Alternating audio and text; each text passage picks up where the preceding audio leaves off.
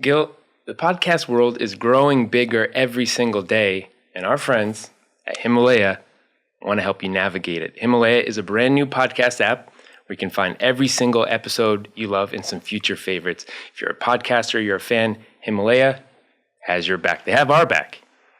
So discover personally curated playlists and show your favorite podcasters some love with Himalaya's tip jar. It's free. It's the easiest to use, and they're adding cool new features every single day. Go to the App Store, download Himalaya, and don't forget to follow the No Chill podcast if you're not already. Only when the you No get Chill there. podcast. You ain't got to worry about the rest of them. Get there first. On this episode of the No Chill podcast, for those of you looking to see Agent Zero in action again, we're one step closer. The one and only Ice Cube comes through to talk about his attachment to basketball. We hear from a hip-hop icon firsthand why rappers always want to be ballers and vice versa. He also shares his perspective as a lifetime fan of the sport on just how to put on a show and the big personalities that have made the game great. All this talk gets Gilbert thinking, and things get real. Now, we know he's been in the gym getting his shots up and getting in shape. So when Cube talks BIG3 and the vision of his league, Gil has a few things in mind for an Agent Zero BIG3 takeover. The game may never be the same. So get ready for a news-breaking episode of the No Chill podcast. As always, you can get every episode a day early, exclusively on the Himalaya app, or also anywhere you get your podcast. And if you haven't already, subscribe to the No Chill channel on YouTube.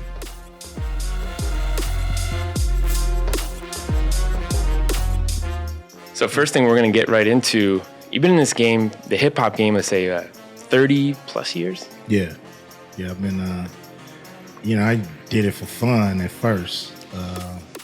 But when I was about 13, 14, I started to really get into hip-hop. And so, it's been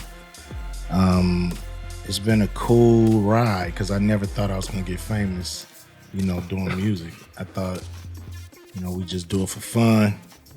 When I started, wasn't too many people in our hood, even in the hip hop, sports and gang banging. So it was something new and different, even than everybody in my hood was doing. So it was something I was attracted to. And then, I realized that, my friend down the street is cousins with Dr. Dre. And so, it was a person that I knew really doing records.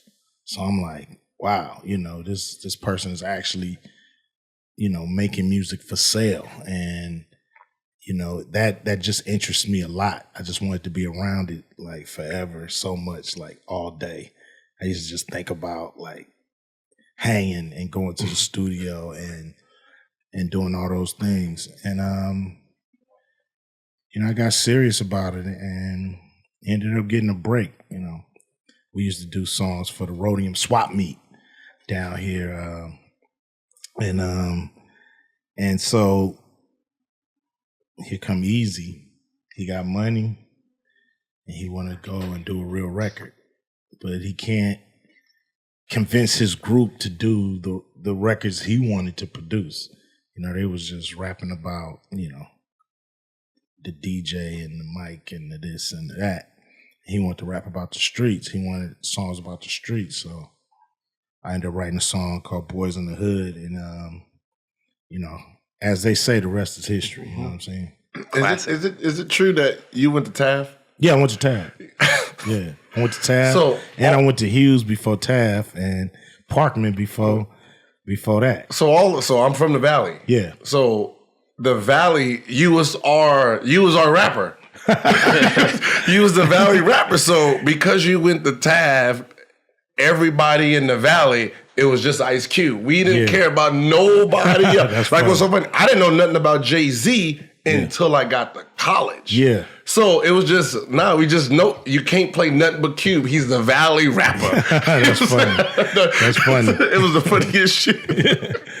That's He was funny. like, LA got all the other rappers. Like Cube's ours. He went to TAF. That was just like he went to TAF. He went to TAF. Yeah. So I'm like, oh, that's our rapper then. Fuck with everybody else. Like, give me the Kings jacket. Give me the LA jacket. That's us. We Raiders. Hey man, it was some great times up at TAF. I used to I played football for a minute and then ended up quitting because I just wanted to do music all the time. So I never knew that though. You know what I mean? I never knew that. When I was in high school, you was coined the Valley. You was from the Valley. That we had some New York. Everyone got they rappers. It's like we didn't have the Valley didn't have no rappers. It's like Q's ours. I never considered myself from the Valley. I know, but people don't think of you as from. Yeah, that's what I can see that. I can see why. But that was the thing. It's like Q went to tap. Like, yes, we got one. Yo, we got one. That's funny. And you were one of the first Valley hoopers, really. Yeah. That's why I said it was like one of those things. It was like,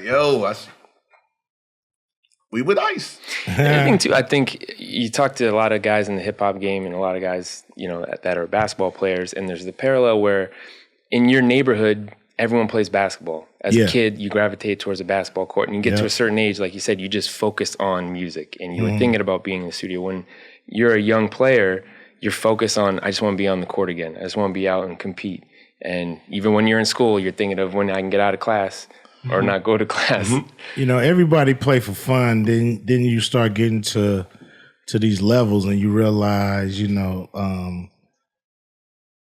football's for me. You know what I'm saying? Because, some amazing athletes in LA. And, I would admire some of the basketball players just because, they was taking it to the next level, trying to get in college, trying to get to the pros. So, to me, it was always a fascinating life. I balled, of course, all growing up, even, played at rec centers, this, that, and the other. I tried out for Taft. I actually went one-on-one with the point guard for the coach. And I think they was hating on me because I had played football and I was late. But it was good to have basketball in my life. Just playing it, really, push those competitive, juices. In the neighborhood, there's a lot of frustration. You got to get it out through sports. So it's cool to I think about our battles in the backyard and the battles playing basketball, more than, any other part of my childhood is really, thinking about those times when we went at it, just for pride and, we just talk smack and, you know how it go. I think I remember a photo just came to mind. It was you and Shaq. I think it was a cover of Sports Illustrated, right? Yeah. You and Shaq, and it was the idea that rappers always want to be ballers want to be rappers. You probably know this. No, I mean that was just part of it, and growing up, it's like you see the rappers, and you want because you got to remember in sports, you don't see all the women and all that stuff. You don't see the cars and you see that on the rapper. So it's like, I need to, and you go in the booth and you trying to spin and like, that sounds stupid as shit. So it was just one of those things where it just, the two just made sense. Like, I remember going home, especially when Jordans dropped in the 90s, all bangers was trying to steal them shits from you. So, the only thing that saved me was the basketball. Like, you dribbling down, it hit you, what up, cut? Like, nah, I'm hooping. You good then? Like, cool. I need these to play it. That shit worked. Couldn't throw out. I'm a rapper. What set you front? Like, nah. Having a talent does, I guess it gets you out of a lot of situations, because it's dudes that can play in the neighborhood, but it's also dudes that's funny, just they sense of humor get them through. Yep. I done talked to a gang of my comedian homies and just their sense of humor get them out of situations. So, hey, I wasn't above busting a rap every now and then, just to calm the situation down. Or, I would hit the parties, everybody be wanting to dance. I want to get on the mic, I'm like, I want to rap. So it's just, I guess everybody had their niche. What was yours a rap or was it acting? What you mean? Like, what's your niche? Because it was music. It was rapping. I didn't ever even think about acting. And never. But you're so natural. So I'm trying to figure out which one. Because when you think about actors and rappers, it's like, no, Cube now is an actor that rap. Yeah. It's like, instead of being a rapper that's acting, it's like, it's like you were great at both of them. So it's like, which one is he better at? I can't say. I mean, I love them both, and I put a lot of I guess focus on whatever I'm doing. Mm-hmm. So if I'm doing movies, I won't do music, and if I'm doing music, I won't do movies. I just stay laser focused, and so I think that's good that you can't really like pin it down on which one I do best. Like when someone said, like, yo, name your top 5 rapper / actors, it's always same 3. You, Will Smith, Queen Latifah. Oh, yeah, Queen. But you forget because the acting is so great and you're putting out so many movies, you actually forget about where they came from. Like you'll forget Will Smith that started off in rap. Ice-T, you forget it because you're watching him so often. I've watched so many movies. It's like I can tell you every line in movies and forget the rap stuff. Yeah, I mean that happens. Movies are a lot more visual. I think movies, leave a more lasting impression. Especially when you can equate it to a person, you know what I'm saying, like a Will Smith or me or LL or somebody like that. I just think, at the end of the day, we've shown that we're more than rappers. We're just entertainers. And, if you, put us in a situation and give us time and space, we can make it work and make it, not only make it work, but make it dope and try to make it unique and something different. Usually artists like us are held back by the ebb and flow of the industry. They're not moving at the pace we moving at. Like, it's just weird that, like, when you think about, like, groups that they're multi-talented, it seems like the rappers and entertainers, or the rappers, singers are they're more adaptable than everybody else. Like, you can't take a bunch of basketball players or sports players and say, all right, go do movies. We don't have that natural instinct. But you can take a rapper, put him in a movie, and he looks like he's been, acting for years. I just think it's a different mindset in a lot of ways. With a rapper, to be good, you have to be able to observe the people. Mm-hmm. You know what I mean? You have to actually be able to observe how the people move, act, what they think about, dream about, their frustrations and dreams, and present it in a song and kind of present it back to the people. You know what I mean? In a bite-sized way, so to speak. So you're more observant of people and how they act and move and all that, because to me, to be a good rapper, you have to be a good observer. So being a good observer can really make you a good actor too. You know what I'm saying? Because you know how people act in these situations. You're watching people's temperament and the way they are and what moves them and what makes them laugh, what makes them cry, what makes them mad.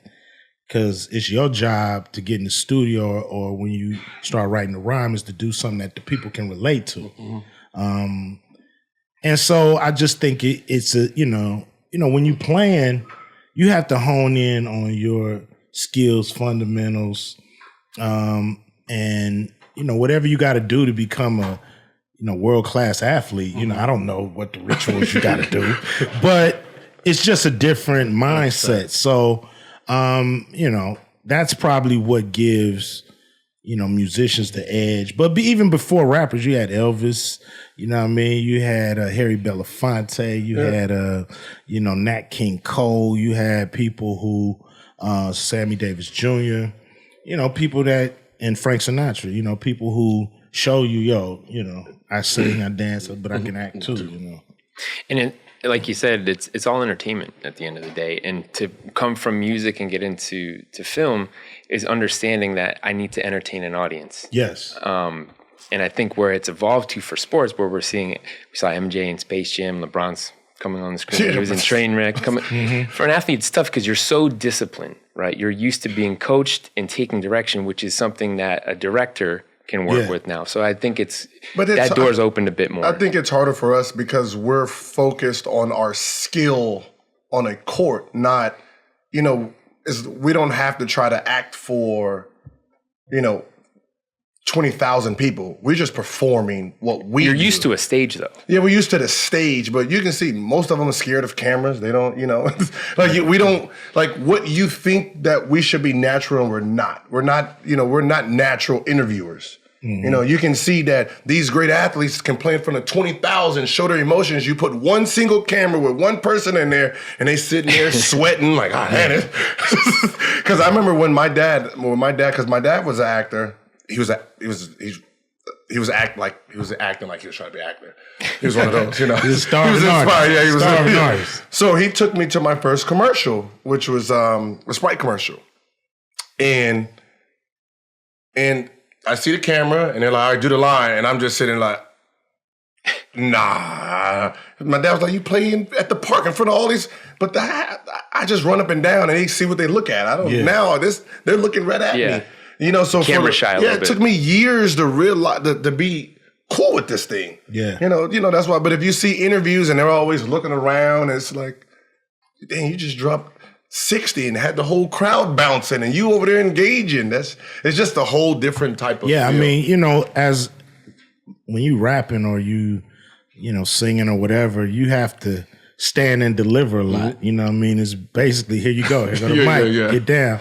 And especially, being artists coming up, we battled a lot. We used to go to the quad and, I'm gonna rap against you, and so everybody's watching, so you're performing all the time. So and then we started shooting videos, and we started telling the directors what we like, what we don't like, getting you used to the camera, doing all these things. So by the time it's time to do a film, we've been around so many sets and cameras, and it's just really about, how serious the person take it, because that's going to make you either respect the business and respect the art of it, or you're going to just kind of go do it just as a little side thing. You know what I mean? So it's like, long as you step into the arena and you respect, I guess, the lines of the game, then you should be all right, but it's people who kind of do it just kind of as a side thing. They're never gonna benefit off of it. Just like somebody trying to play basketball, you can, like bullshit in the backyard a little bit, but when it's time to really play organized game, you better be serious or you're just gonna get embarrassed. What got you into the concept of BIG3? Well, when I think about it, it goes back to our childhood in the backyard, battling, calling your own fouls. You know what I'm saying? Liking that rough style of play that I grew up on. I looked at the game and I saw that the paint, in basketball is not being utilized like I remembered it. And so, but that was, I don't want to try to change basketball. I love the evolution of the game. But I wanted something that I grew up on, but I didn't see a professional version of it. And I had played in, the NBA had an entertainment league. Right? Remember we used to play at Crossroads. And I played in that for a few years. And I just thought the concept was dope. Like, you just get together every Saturday. They gave us real NBA uniforms and some NBA refs. And we pretended to be the Spurs and the Nuggets and the Lakers and the, what I mean? We were just celebrities that played. And once a week, so you had a chance to recover, get your body back right for the next week, and it wasn't easy to get a win out there because it was some dudes had, D1 experience. They was on the soap opera or this dude, so it was dudes who could really play and was taking it serious. So it was a fun league to see what you still had or not. And they wouldn't invite the public, only family and friends. And we went a couple of times. We went to different arenas. We did we played games in Phoenix and we played games in, Golden State. And, just for the audience, after the real basketball game, we would stay and play. And they would watch it. So it's like, man, it's a cool little concept, but it kind of went away. Make a long story short, I'm watching Kobe playing his last game. He scores 60 points and it's his last game. And I'm like, wait a minute. I'm getting kind of pissed off because I'm like, I can't see this dude play basketball nowhere. I know he can still play. I know maybe not 82 games, maybe not all this, but I know he still can play. And it's a shame we can't see him. So that's when I start thinking, well, how would you want to see him? Maybe half court, 3-on-3, take out a lot of the wear and tear. Maybe, not the back-to-backs, maybe once a week. And, it started to germinate from there. And so I just started to talk to my partner, Jeff Quantnitz, and he was like, man, I've been thinking about 3-on-3 for a while. I'm like, let's take it out the parking lot and put it back in the arena. Let's ask, former pros who still want to run and still want to play with their peers at a high level. Let's create a league for them. And so that's how the concept started to roll. And we just argued it out, hammered it out, arguing over rules and rule changes. And, why is FIBA so boring? And how can we make our game faster and more interesting and funner to play for the players? And how can we keep them involved? And we start thinking of player captains and co-captains, and a player runs his team, and forget the GM stuff, and and forget the owner concept. And so we just started to just brainstorm and come up with these great ideas of revenue sharing and just making it where if this thing go where we believe it can go, everybody's going to love this league. Everybody's going to benefit from it. Everybody's going to want to play it. And I was like, we're going to get to a point where even if guys don't want to play, they wives is going to say, you better get your ass out there. Did you see how much they made last year just playing 3-on-3 basketball? So, we got 10 games. It's perfect. And that's kind of how it came together. What was funny is, so when I grew up, I had to do Jordan camp all the time. So every summer, enjoy. So me and Jordan became cool. So my son, my son goes there. So I give him all the gear that I never got to get signed. Yeah. All the gear he left in Washington, gave it to my son. Yeah. So get it signed, tell him I'm your daddy, right? So he goes and he pulls out the first thing, and Jordan's like, where'd you get this from? He's like, my dad. He's like, who's your dad? Gilbert. Arenas? He's like, yeah. Oh, I knew it. What else? He's like, what else he gave you to sign? Right? So he cleaned out his locker. So my son brought 10 items. Yeah. So I come there the last day, go in the back, Jordan signing. He's like, oh, man, what's up, man? I seen your son, all the goddamn gifts, and you had me sign. It's one item. I was like, you know me. He was like, you in the BIG3 yet? I was like, nah. He said, man, you know what? That's a good concept. I said, why? He said, because there's always retired players that still wants to play. Yeah. That's going to be around for a while. Wow. Swear to God, it's. Wow. There's going to always be retired players that still wants to play. It's so true. And guys who really didn't get to run like they, or didn't leave the league how they wanted to, on their own terms. Some guys don't even know they retired. You know what I mean? They just, you're not getting a call next year. And I know just on the sympathy level, just as an artist, I couldn't imagine somebody coming to me at 33, 34. Like, yep. That rapping and that acting you doing, we don't need you, baby. Yeah. You out. And so I just felt like, why not? Why not have a league where you out when you say you out? You know what I'm saying? When you done, you can be like, yo, I've exhausted my professional basketball career to the 10th power. I can't do it no more. And I think you can lead a game, satisfied. Seeing Katino Mobley and seeing Corey Maggette and them guys, Quentin Richardson, like get rings and win the champion. This is their first one. And, at professional sports at that level. And so they, to me, that kind of stuff, seeing Kenyon Martin cry the first year, that kind of stuff is like, man, I'll break my back to make sure this league is around forever.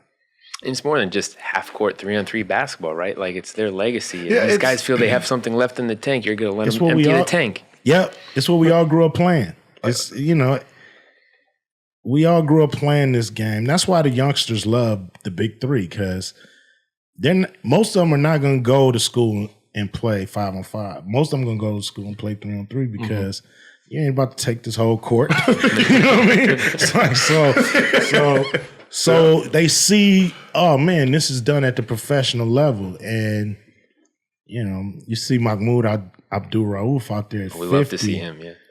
Still wet, still with fans that's going crazy that miss him. That's like, where you been? And, so this is a great concept. I'm glad you told me that about Jordan, because I'm going to take that story to my grave.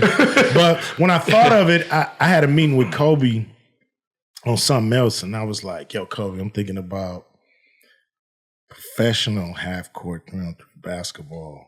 And he just kind of looked at me and was like, yeah. And so I'm like, would you play? He said, no. I said, all right, I'm going to ask you every time I see you because you might get the itch. Well, speaking of players that have the itch, I mean, we have this guy here who's in the gym still getting shots up. Oh, my God. And we just got to say, Cube's here right now. You know, it's so funny. Every year it comes, I always say the same thing. You know what? I'm going to train for it. And then when it comes around, when it comes around, I'm going to be prepared for them and bust their ass.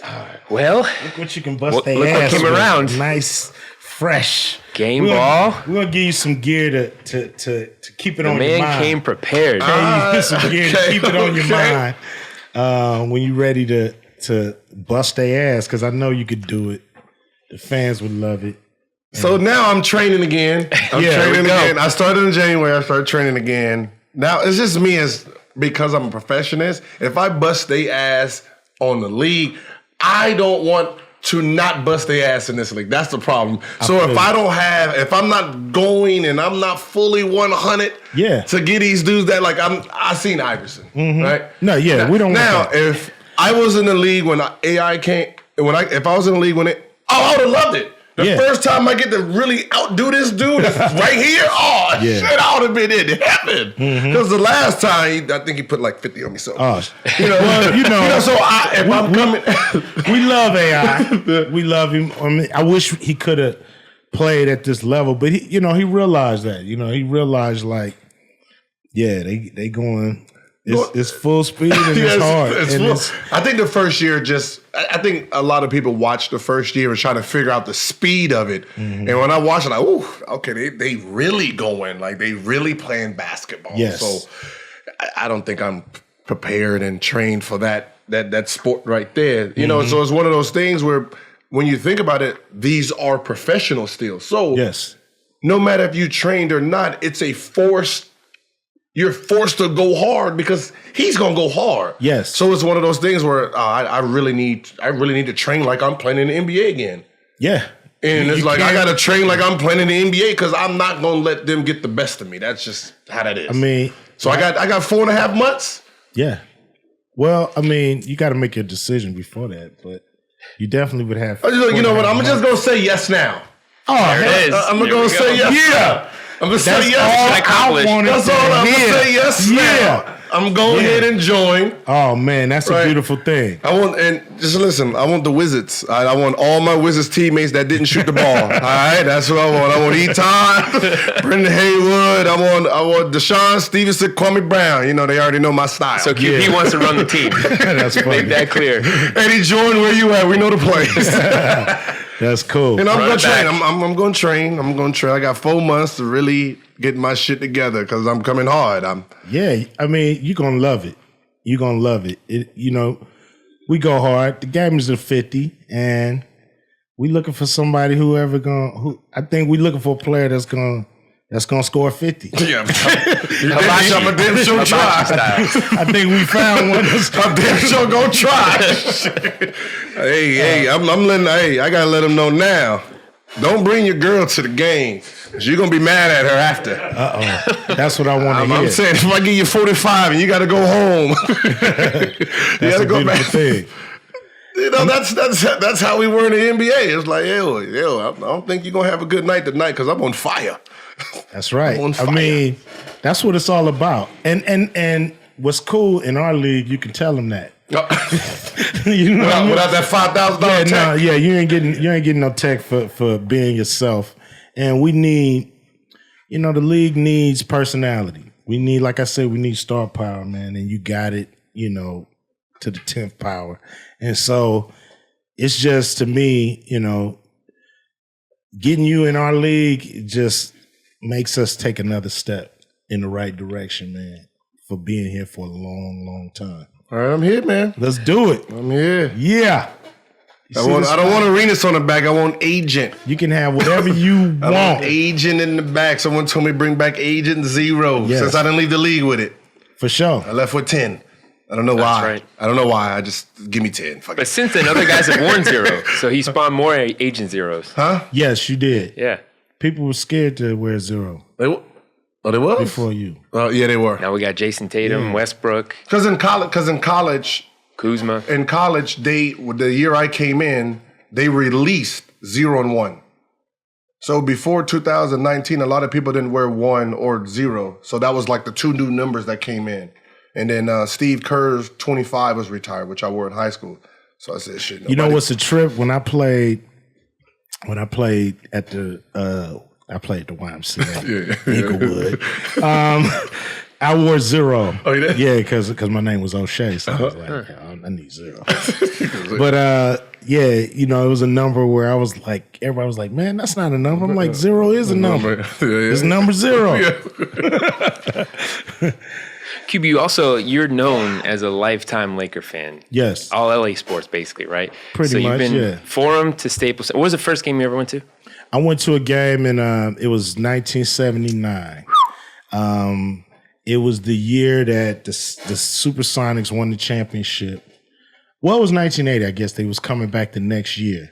Mm-hmm. And my brother was like, man, you got to see Gus Johnson and Dennis Johnson. You got to go see. So he was actually taking me to go see the Supersonics because they was the champs. And, at the time we had Kareem. It was right before we got Magic. So it must have been that season in between but it was just amazing just the smell and just how vivid it was. And then from there I would sneak in because my friend next door, his brother would work at the little turnstile right in the front. So we just walk around the Forum till we saw whichever door he was working at taking tickets. And he would just go, come on. And we just walk in without giving them a ticket. But then we would have to find a place to sit. So we'd end up just walking the whole time, just looking for anybody that hadn't been sitting in their seats. And we just duck in, check it out. So I saw a lot of games like that. Just, but I would love going to the Forum, man. It was just a feeling. It's just a feeling that you can't describe when you first walk in there. And then all those years go by, and then Staples Center and the Shaq Kobe era was into Gil's time, and you saw some great performances firsthand. Oh man, So maybe not the Lakers, but who are some guys busy. you saw visiting teams that put on a show there? Besides this man? Or this man? Oh, yeah. This man would come in and kill it. What's so funny is I was a Kobe fan. I wasn't like when I grew up. I was player fan, so I grew up off of Penny Hardaway. Yeah. So I was a Laker fan because hometown, but I was a Penny fan. Yeah. Wasn't a Magic fan. You know what I mean? So everything I wore was just basically Penny Hardaway. It wasn't fuck the rest of the team. You know what I mean? So it was weird because when I was in high school, Kobe came. I was a Kobe fan, didn't like the rest of the team. Yeah. Like it was like, put the nigga in. I want to see what the young boy can do. Yeah. Now I got the little fro. He got the fro, you know. So I'm just trying to mimic him. And I came into the league. If you look at the pictures, I came into the league and Kobe still had the little fro. Well, my hair didn't really go the same way his was. So I had to perm it. Yeah. I had to perm it and then crinkle it up. To make and then we was in Miami and shit fell out. Shit fell out. Woke up, had half of it was just gone. I was like, oh man, I gotta get a real cut. You know what's funny? The Garden players, we just saw James Harden put on a show there and players love to play in the Garden. I feel like in LA, guys, especially if you're from the West Coast, to play at Staples in that era, I mean, there's no better place to put on a show. Then it wasn't, you know, the Garden has the magic, not the team. Mm-hmm. So when you went to the Garden, you know, you went to perform against history. Yeah. LA, it was players like, okay, we got Shaq and I remember, you know, for the most part, they were dynasties then. You know, so it's like, oh, we're going against Shaq and Kobe. So to get off, you know, you really had to be on. You didn't really have to be on in New York. It's whoever the fuck is guarding you at that point. You know, but LA, you know, you had to go against Shaq or Kobe. Before Kobe, Eddie Jones. So, you know, you didn't really have time to really enjoy performing in LA because you always went against great players. You know, so it was a little different. And that's why when you think about it, like Wilt Chamberlain 60, I'm 60, there's no other. Because they had great teams. I just went against a team that was really just outmatched for me personally. You know, Kobe was a 2, I was a point. So, you know, I had to go against Smush Parker. By the time Kobe got on me, I'm already on fire. Yeah. I'm faster than you. On fire. You know, I'm already on fire. I'm on faster than you. So you're actually playing at my element now. You know, if you were a big man, you wasn't going to get off on Shaq. If you was a real 2, you wasn't going to get off on Kobe. You know, those are the 2 positions that's gonna score 40, 50, 60. You know, them two guys was basically locking that shit up in Los Angeles. You go to New York, hey, who the fuck is over there? You know, let me go ahead and bop whoever this is. I mean, 50. Jordan, those teams that Jordan went against with you. Yeah, I mean Jordan. I mean, but that's. I mean, I'm just talking about my little era. You know, when you talk about New York versus LA, it's like, oh, it's easier to score against. You know, it's easier to have fun in the Garden than it was to have fun against the Lakers. But when you come to LA and you see Jack Nicholson, Cube, Halle Berry, whoever's in the crowd, what does that change for you? Like, it's a different kind of show you got to put on. My very first game was going to and playing was the Lakers.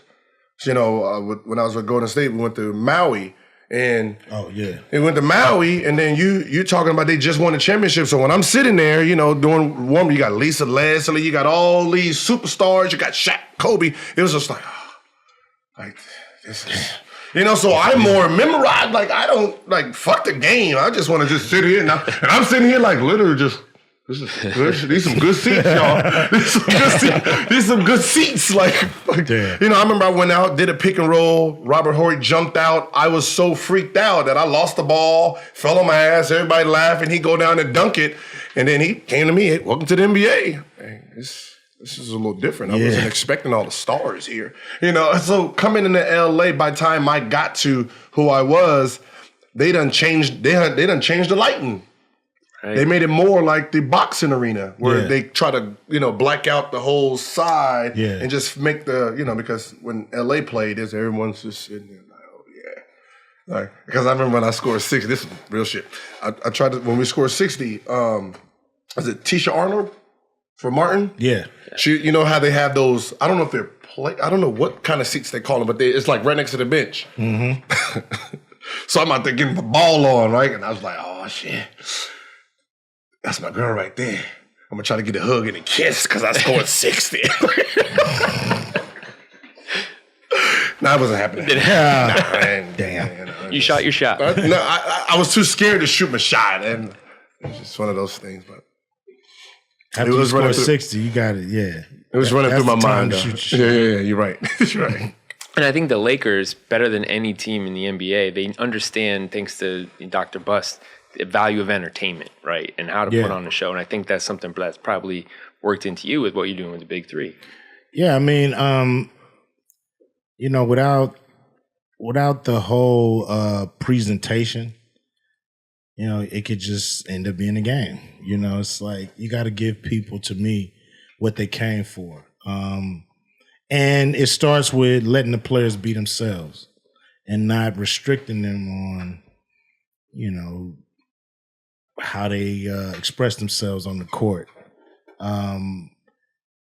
It's part of what people want to see. People want to hear the trash talking. They want to hear that you care. They want to see that you care. One of the most, interesting things that happened was during our championship game, a little scuffle there, a little bit, which, of course, we don't want that. We don't want to fight.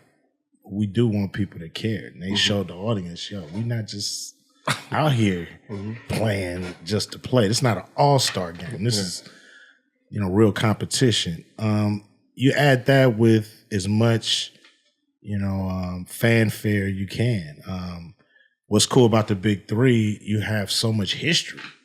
There's so much history there between, you look to your side, you got, Dr. J and Clyde Drexler and Gary Payton, and the history of the game is there. And all you have to really do is add to it, add the excitement of we stuffed that thing. Because in our mind, the Big Three is a mini all-star game because we're going from city to city. There's no home teams, and we're putting on the show. And so we want to create that vibe. A long game is to, not only have it on the court, but to have it spill out into the parking lot, to have it down the street, to have, tournaments here. We got the Young Three for the kids to play 3-on-3 basketball. So we want to blow this thing out because we understand that without the entertainment, it is just a game. You might as well just go watch guys play, in a gym, and that ain't what it's about. It's about turning it in and showing and celebrating these great athletes and what they still got to give to basketball. Because one thing that's different between our league and other leagues is our guys' basketball IQ is through the roof. So you're going to see the best basketball you can see played as far as the skill level. They might have lost a step, but sometimes your brain will be that step you lost. And so, you got guys that know how to play, are playing at the highest level with great basketball IQ. So you can't have nothing but good games out of that. And like you said, Gil, the characters are welcome. Of course. We want that. We want you to be yourself. That's the whole key. NBA has their standards and rules, but we're dealing with grown men. We're not dealing with 23-year-old kids. We're dealing with grown men who some of them got 23-year-old kids. So we don't need to babysit anybody. Everybody, is mature enough to handle basketball at this level. And we're a new league, but we have 80 games under our belt because we played 4 games a night. Now we're gonna play 3 games a night, but when you count them all up, it's about 80 Big 3 NBA games. And heading into season, I said Big 3 basketball games. And heading into season 3 now, you've added 3 new teams. 4. 4. Yes. 4. So the league's expanding, opening up some opportunities there too. And then new cities are going to come out so people can stay tuned to the schedule being released soon. And Yes. so now we're ahead. We have the combine coming up. The combine is, we believe April 11th or 12th is our, but we're not sure because it depends on some of the other things that have to fall in place, but somewhere April. All right. And then as far as team construction, so we can tell Gilbert how this works, we have 2 to 3 co-captains? Well, there's a player captain who runs the team, and then he can handpick 2 co-captains, and the other 3 players are picked out of the draft. And we have like a lottery where you figure out where you're going to pick. Oh, shit. I mean, it's kind of rigged a little bit. I hope, I just get to the league and get the number 1 pick, I get it. Okay, KG, come on now. I mean, you can recruit. Yeah, he's been good for you already. Recruit a couple of guys. What's so funny is I've been recruited by every guy. That's funny. Everybody's recruiting. If you do come to the league, man, you got to be on my team. Rashard Lewis is Kenyon Martin was the very first. Yeah. Kenyon Martin. He's the first guy we signed. No, he was the I want you to be my captain. Yeah. I love Kenyon. So I'm over here trying to figure out how we, okay, look, what if you get another big man and then I'll pretend to be hurt in the draft so nobody pick me, then you get me. That ain't gonna happen. We good. That ain't gonna happen. They moved on without me. And also coaches, 2 more coaches to be announced, right? Yeah, we got a couple more coaches to be in. We have a list of people. We're just kind of waiting till beginning of March because a lot of guys are still holding out to see if they're going to make it into the league again. But then we'll start really locking down who's where and how these teams are going to stack up. Okay. Oh, I can get Nick. When does so a player like him who's still on that verge, when is the season over with? I think March 1st. You're talking about the NBA season. No. When is the Big 3? Oh, when is it over or start? Over. Late August, early September. Before training camp. So Yeah. borderline NBA players can play in the league. Yes. Huh. You can. And then the age has changed for, 27 now. Yeah, 27. Oh, they bringing in the young boys now. Before it was 30, but they're bringing in them ankle breakers now. and growing the league and expanding, and we want the basketball to be as sharp as possible. And there's a lot of guys that's on the cusp that's going to try to make it back on the NBA roster. They can really use the Big 3 to showcase what they got. Mm-hmm. And so beyond that idea of preserving their legacy and letting us see those older players that are retired play once more, these young guys that are still working on a shot to get back in the league, and they might have played elsewhere, and this is another great platform for that. Yeah, I mean, you do your thing, and you never know what opportunities. We've had a few guys get opportunities to go to a training camp or try to make an NBA roster. One of our guys got a 10-day contract last year, so the opportunities are there. You just got to be seen in some cases and have some run, and so the Big 3 is a great opportunity for guys to be seen and not go overseas, and still do their thing. All right, I'm ready. Let's do it. There he is. Yeah. He's ready. I'm ready. Now He's I gotta go ahead and lift iron again, like I'm about to go to prison.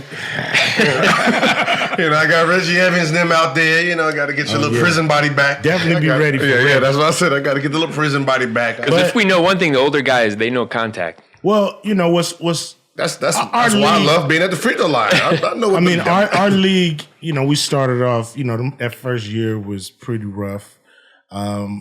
And we added a third ref, which cleaned up a lot of the stuff that guys were getting away with that the refs couldn't see.